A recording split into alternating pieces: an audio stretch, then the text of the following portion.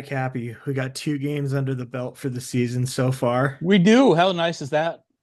Saw some good things. Saw some things that could definitely be adjusted, I think. Yeah. I guess before we get into that, we'll start with the news that broke today of the trade.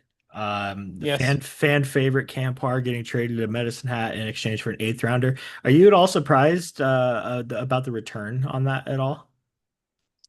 A little bit, but I'm thinking that this is just my assumption or my guess is they wanted to make room for to get rid of somebody and everything. And yeah, we thought the return, but we didn't want a player in return because we already have too many players if everybody stays healthy, especially on the Right. forward end. And that's So I another. can I can kind of see it, but at the same time, at the moment, it was a little odd that that was the only return there was. But Yeah. I think it was mainly just to make room because we're pretty heavy on the forward end of things. Yeah, and in the end on the older, 18, 19-year-old forward Exactly, end. we're going to have the overage problem next year. Well, and here's the thing that I'm thinking is I don't think that this is going to be the only trade we got I don't coming either. here. We have a lot of forwards. Yes, And, looking at the rosters from this past weekend, we had full lines, which was great. And then we still had a couple guys sitting out. right, And that's without guys like Owen Martin, Nathan right, Mays, Will McIsaac in the lineup, Berkeley Catton, obviously, right. too. So I think it's a good problem to have, I guess, having too many players, Yeah, but because at the right now same, we're like you said, we're still in a little bit of an unknown too. How many guys we're going to get back from NHL camps and things and stuff too. So, I mean, and then going into World Juniors, we already know guys we're going to lose for that too. So, having extra players right now is good for yeah, winter for December. But I mean, it's hard to say. You don't know how that's all going to shake out between here and then. yeah, and I mean, I haven't looked. I'm gonna look right now, see if they posted the first weekly report yet. But based off of what Boyle was saying over the weekend, it sounds like we've got a fair share of injuries as well right now with Doesn't surprise me. Harry Mattern on the back end. Mm-hmm. Elias Poole up front has a hand injury. Parr was out with a hand injury, obviously, before he was Yes. traded. And then Sarkinov was back in Spokane, still dealing with these Canadian visa issues once again. And so he wasn't playing all weekend. So that's, another guy right there that's healthy and ready to get into the lineup Right. once they get back into the States. And then I saw today on Twitter, Owen Martin is coming back. He's on his way back, as well as Nathan Mays and Will McIsaac. They should be back Oh, before the really? before the weekend. Yeah, I was looking up some stuff on Twitter today and saw that. So um, the Chiefs skater roster is down to 17 forwards right now, which Yeah, is a lot. it is a lot. And so I'm really curious to see how they're gonna navigate that with the amount of guys that we do have up front. I mean, these new guys that we signed coming in, I think Ethan Hughes is a mainstay at this point. Yes. Caslow Ferner, I'm still kind of on the fence about a little bit. I mean, I liked some things that I saw from him, but he could be one of those guys that maybe we'll just keep him in the system, send him down. But I do still think another trade is coming because we do have I too do many too. guys. And I think it's going to depend on when and if Catton comes back. I think that's going to play a big part of it too. It's going to be really interesting to see the roster this weekend. Yes, I agree. And how many guys will we, keep and like you said, and just send them down a little bit too, in the future because that is more of an option now too with the NCAA thing and everything too. Trying to, Right. that's going to see how it's going to be a learning curve for a lot of teams. I think. I Yeah, don't think we're the only team in this boat by any means. no, not at all. The other thing that I think we got to take into account too is like if we're going to play around with these, guys that are coming in for 1 or 2 years, and if they're not going to full time cut the roster and send them down, that's one whole year you're losing with these guys. Right. And so like it's that's something that I think Bards is going to have I don't want to say trouble necessarily because he knows what he's doing and he's proven himself I but think they've already thought ahead further than you and I have in terms of that I'm stuff. sure I they think have. yes, Yeah, I'm just really interested to see like we're going to learn a lot by the 1st of November. I have a feeling. looking at the roster right now, like the forward group, there's not too many guys on here that I would even consider being on the trading block necessarily. Right? But Um, did you have Parr on the trading block?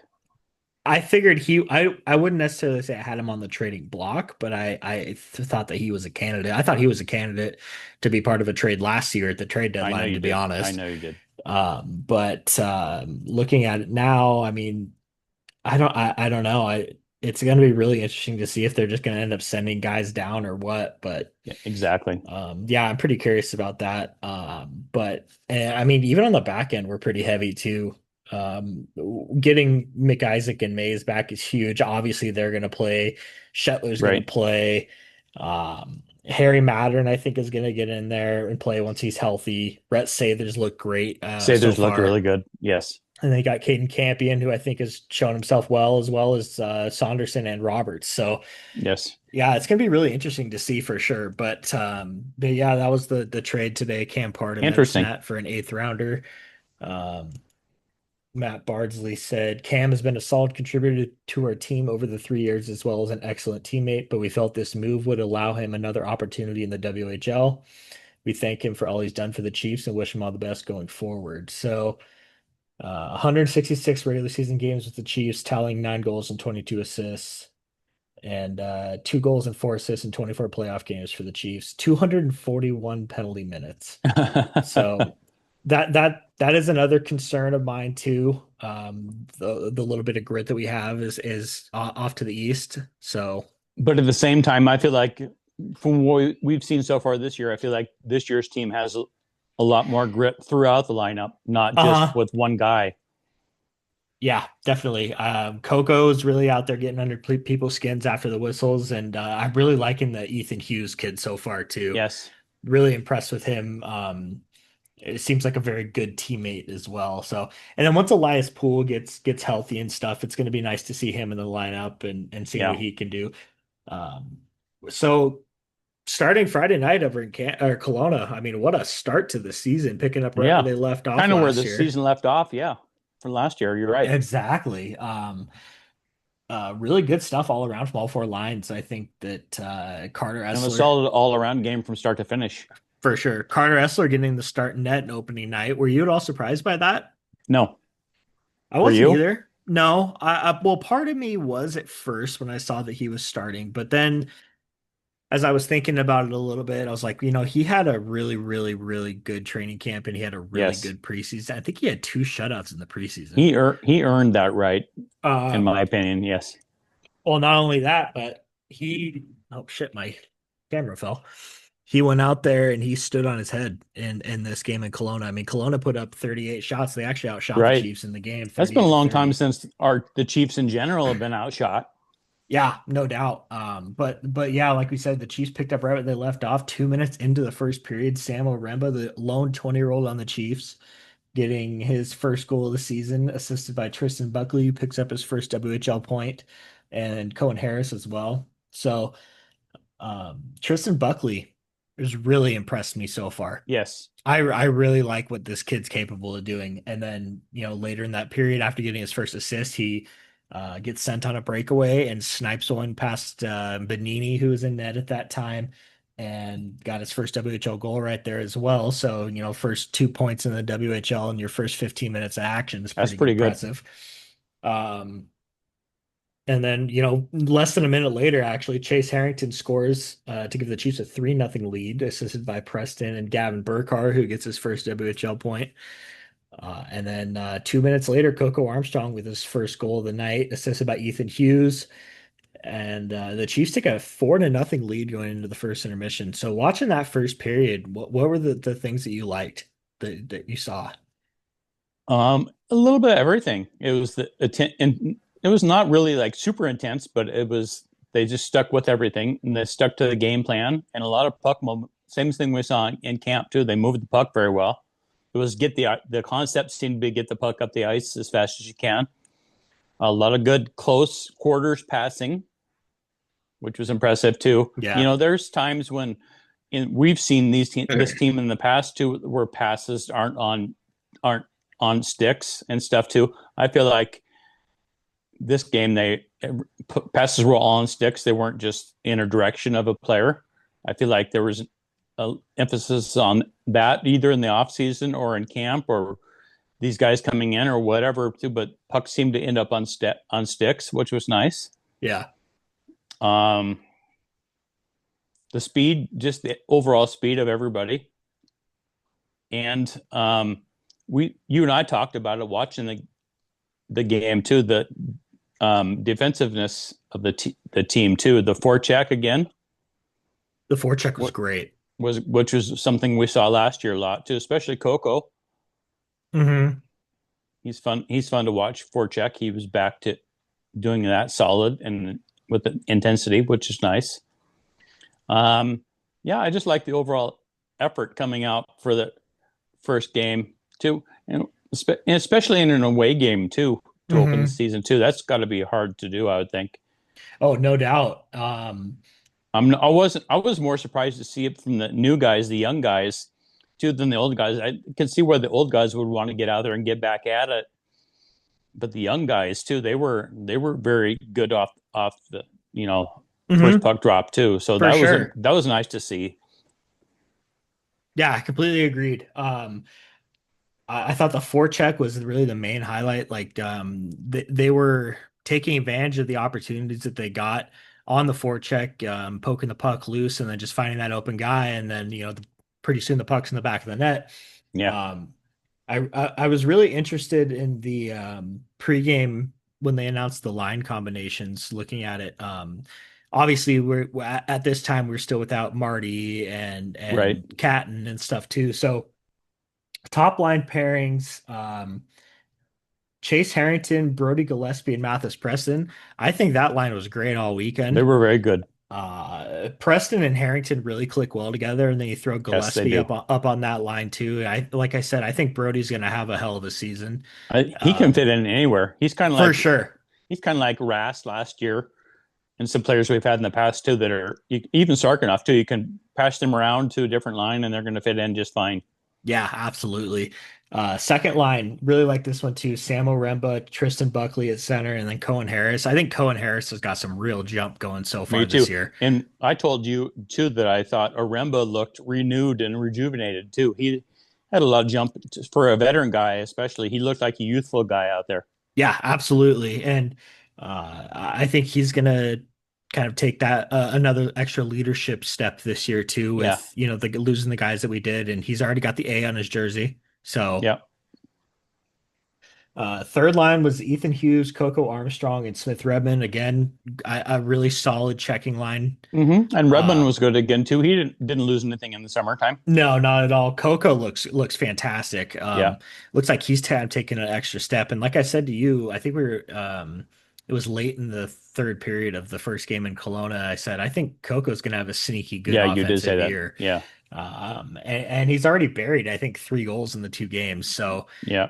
he's looking good so far. Fourth line, I was very impressed with. Yes, Ozzie McIntyre, Gavin Burkhardt, Caslo Ferner. Uh, yes. Ozzie McIntyre is going to be a star in I this think league. so. He picked up a little bit of bulk in the summertime too. Hmm. He's going to be a star in this league. I think so. And then Gavin Burkhardt, I can't compared connect to him your to Wi-Fi network. You okay, can find Siri or setup Alexa. instructions in the help section of your Alexa app. What's talking to Alexa? I like I said to I you, can't connect to your Wi-Fi network. you're getting cock You can blocked right find now. setup instructions in the help Yes, section of your Alexa app. Gavin Burkhardt reminds me of Jake McGrew a lot. you would Just say that. Yes. by the way he handles the puck, and he's a fast skater, and guy just knows how to get to the good areas of the ice. And I think he did end up scoring his first career goal, kind of a net front scramble on Saturday against Kamloops. But Mm-hmm. I think sooner rather than later we're going to see him be able to find his way between the circles and snipe it, and get double digit goals at least this year that Just don't way. get buckled. Yeah, no kidding. No fighting for you, Gavin. Exactly.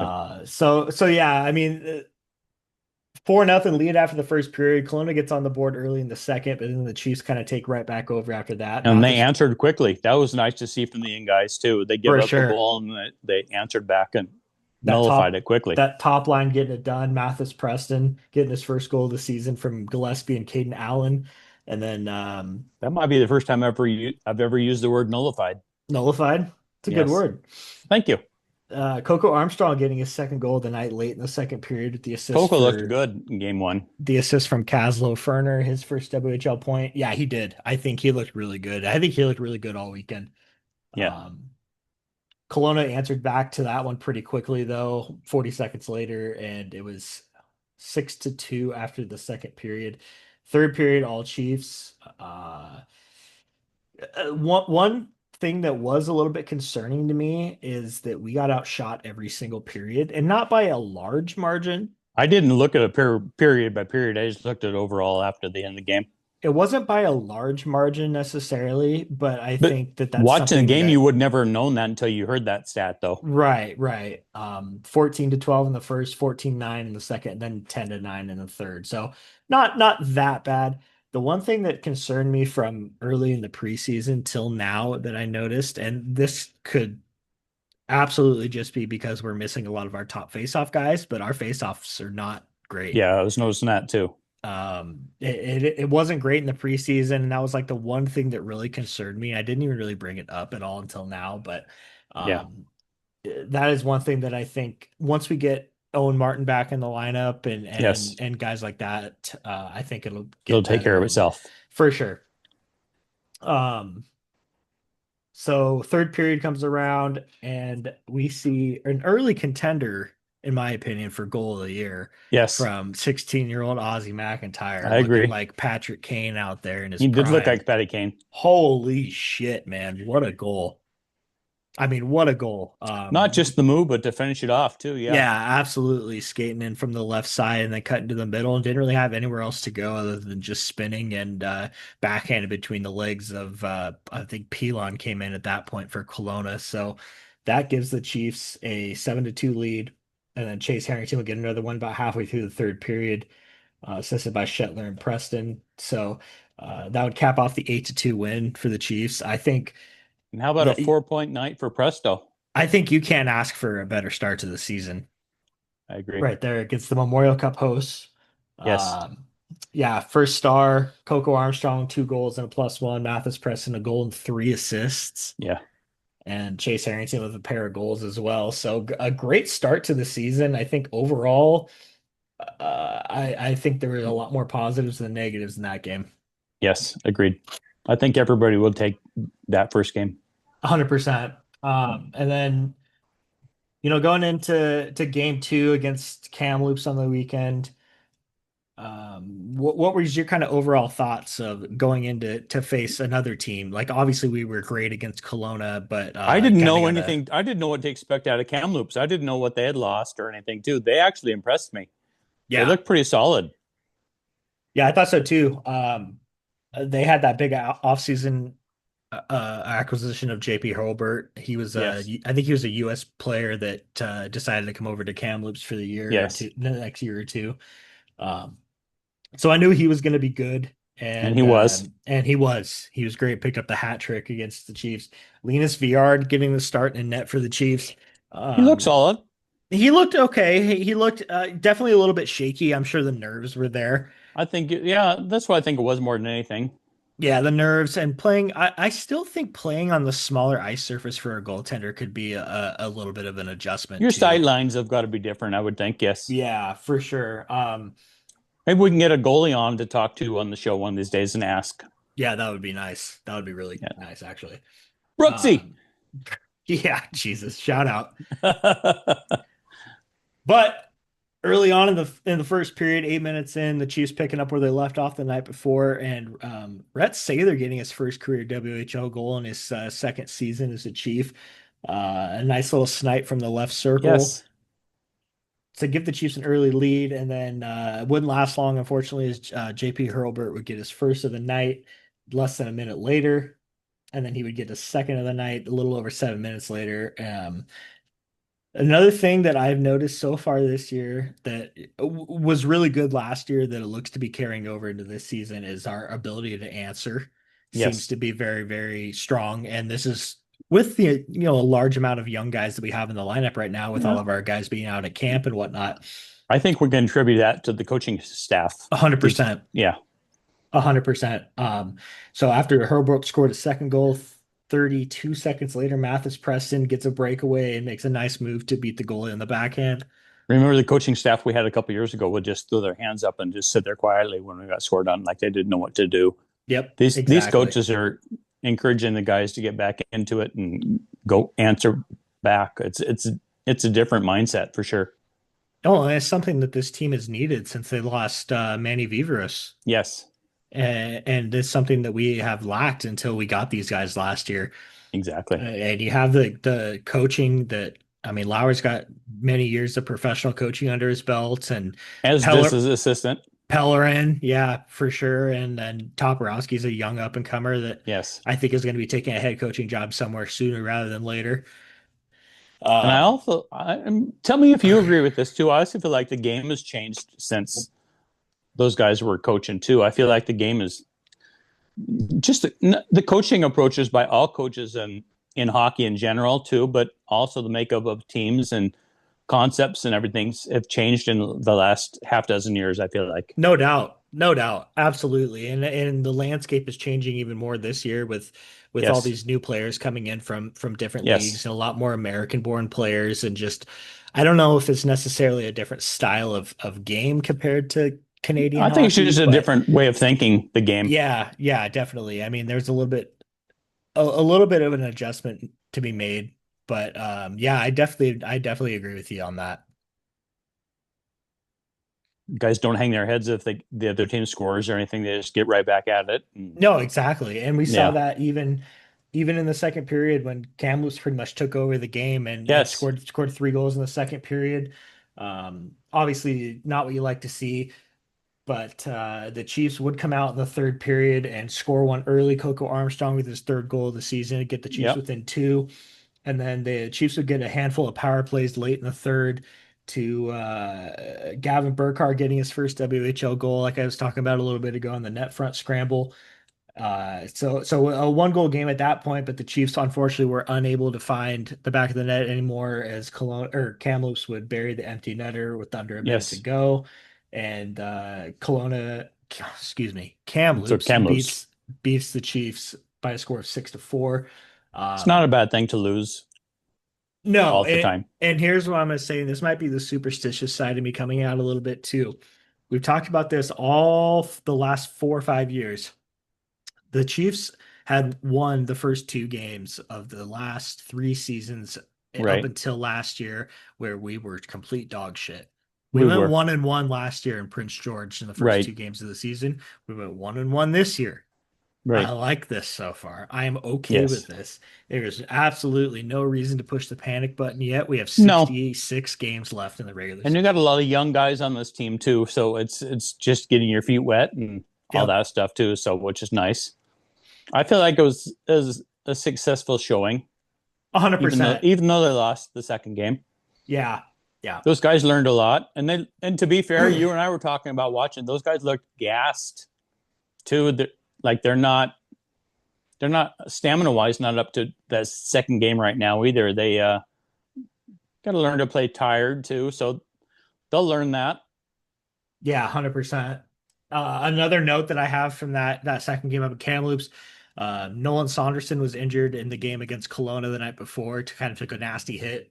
He And did. it ended up playing the rest of the game, but Boyle said that he probably would have been able to go, but they just wanted to kind of err on the side of caution. So they called up 15-year-old Riker Doka on the back end, and I thought he played a hell He of a played game. good. Yes. Very, very gritty for a small guy too on the Yeah. back end. Not afraid to get physical. Really smart with the puck and just really good. A really good offensively minded defenseman. Defenseman. Yes. I thought he had a really good showing. So it's going to be. I think that was probably the only game he'll play for a while too, since we have Mickey I Isaac would and think Mays so. coming back. Yes. But what I what mean, did you think overall of that game, really quick? the second game, Yeah. I thought it was I thought they had a guy that was pretty hot. I feel like we defensively played good, and can't say that we gave up any bad goals or anything like that. Too, I just felt like it was Kamloops' game to win. Yeah. And like I said when we first started talking about that game, they actually impressed me with how they came out. I agree. They look good. And they were missing quite a few guys at the NHL camps as well. Yeah, no, I was okay with it. It's the young guys. I think they did good. It's got to get your feet wet somewhere, Mm-hmm. and you're not going to win them all. I didn't feel like anybody played bad or made any big mistakes or anything like that. It just didn't end up on our end of the scoreboard. It was fun to watch. I can't say, oh, that's terrible. And we almost did come back. Yeah, definitely. I like that. I like that battle back that we had in the third Yes. period. That's a good Yes. sign. Even though Yes. we didn't get the job done, still early in the Especially for young season. guys to do that too. I think that's the culture this team has built the last couple of years. And the fact that they're able to do that 2 games into the season is a Yes. very positive sign for the Yes. remainder of the year. So, Yeah. No, overall, I'm totally okay with the weekend. You can't win them all 1-1 over the weekend. It's not bad at all. Yep, absolutely. And then we go into the home opener this Saturday against arch rival Tri-City. I'm looking forward to that. Me too. It'll be nice. Getting Owen Martin, Will McIsaac, and Nathan Mays back in the lineup will be huge. And Hopefully we'll have Sarkinov. a good crowd, and the Chiefs will play well, and that place will be rocking. That'll be nice. It's been a long time since that's happened, because I feel like even in the playoffs it rocked a little bit, but it wasn't as full as it could have been. For sure. I mean, better than previous years where it was just lower bowl, but still. Yeah, absolutely. I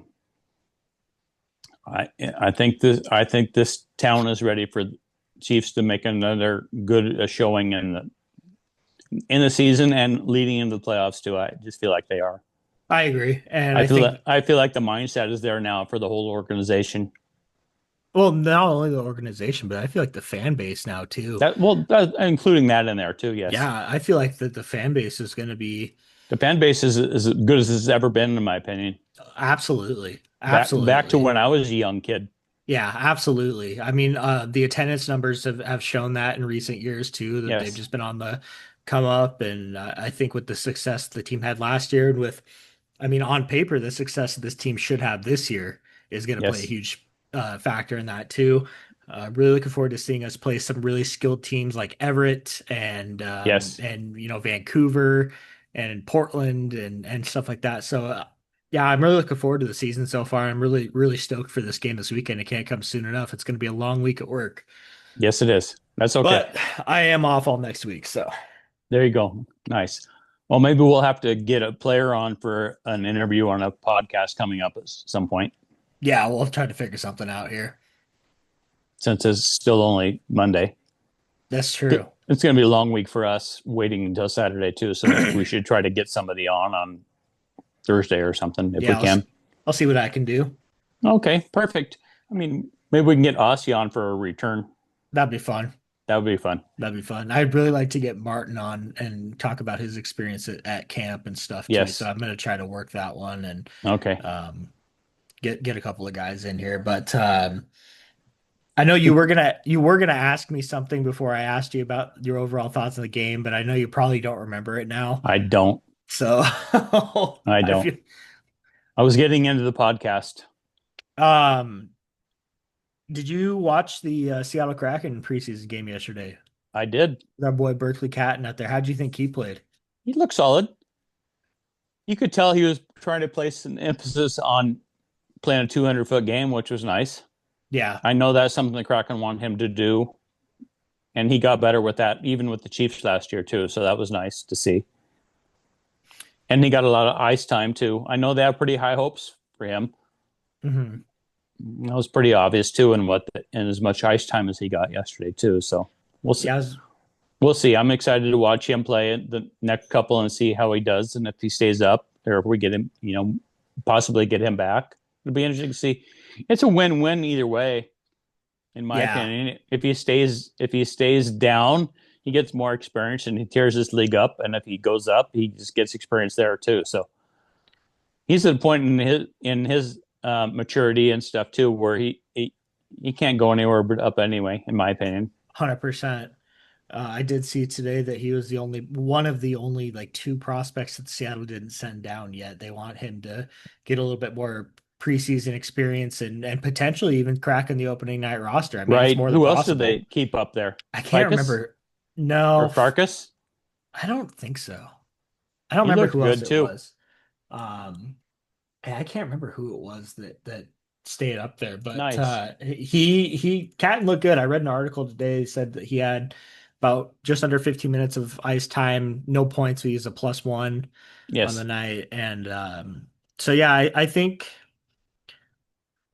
selfishly, I hope that he gets sent back down to the Chiefs. But regardless, I mean, I'm a Kraken fan too, so it's a like Right. it's another win-win right there either Right. way. So. I think if Berkeley Catton comes back to the Chiefs, I think we're going to be unstoppable this I year. do too. I think that's going to be you're going to be hard pressed to find a team that's going to have as much depth as we do. Like Boyle said last week when we had him on, I mean this forward group is deep, Yes. and adding Berkeley Catton back into that fold Yes. is just going to make it even crazier. Yes. So We'll see what happens. yeah, but that's pretty much all I got. Next couple weeks will be exciting. Yeah, absolutely. It's been nice watching even preseason NHL hockey the last couple I of days agree, too. especially with Uh, all these young guys that we've seen play, even in person, a lot of them. yeah, I mean, man, you looked at that Kraken Canucks roster last night. Yes. It was We've so seen many so many of those guys WHL play guys, in so person. many WHL guys, Yes. which was really cool. And it wasn't even just on the Kraken side of things. I mean, No. Vancouver's got a number of them too. Yes. So, let me look really quick. I cannot remember off the top of my head when our next game is after. So we have a Uh, 4-game homestand coming up. do we really? So Saturday against Tri, and then the following week, Friday, Saturday, 2 games against Prince George. And Nice. then the week after that, October 10th, Friday, a home game against Wenatchee would be another good Nice. game. And then hit the road, Then we're on a road. hit Seattle the next night on the 11th. And then after that, we're off to Medicine Hat for our Eastern swing.